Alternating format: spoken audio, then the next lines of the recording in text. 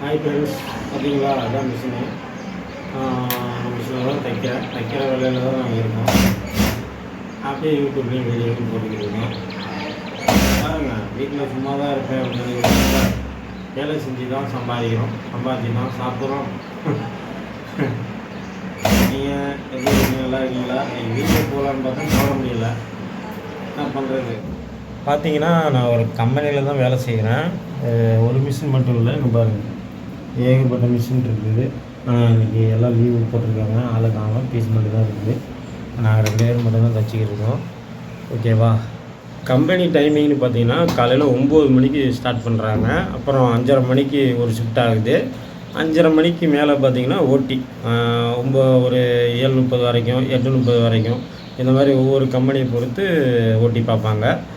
நான் வந்து பார்த்திங்கன்னா 8 மணி வரைக்கும் தான் வேலை செய்வேன். ஏன்னா பிள்ளைங்களாம் இருக்குதுல்ல, அதுங்களுக்கெல்லாம் சாப்பாடு செய்யணும். 2 பேருமே நாங்கள் சிங்கிள் டெய்லர் தான் வேலை செய்கிறோம்.